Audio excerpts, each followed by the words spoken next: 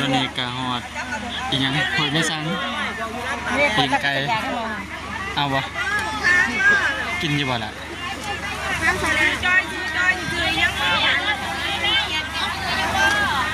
จอยซื้อจอยเลย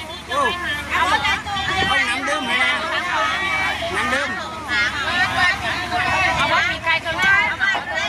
แม่ที่เป็นตัวหาที่เอาตัวได้ตัวหาที่บ่6,000ก็ซื้อน้ำเอาบ่ไปเลยได้ยังกินน่ะไม่ได้น้ำเด้อ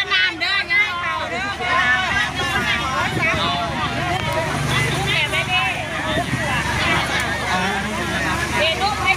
ปีงกล้วยปีมาบ่ไฟกันสติ๊กสติ๊กหน้าสติ๊กไม่เด้อข้างในเด้อ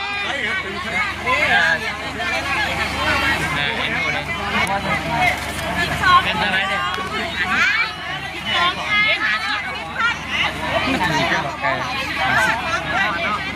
เอาบ่ปีกไก่ข้างในมองเขาเอาบ่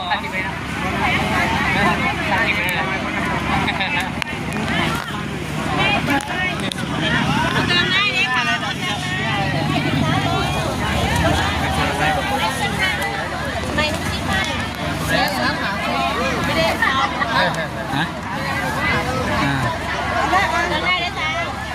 ไปกินข้าวอยู่นะไหนที่ทานหรอเรื่องได้เด้อเขาเด้อมาแต่เป็นตาแสบอยู่ได้แสบอยู่นะ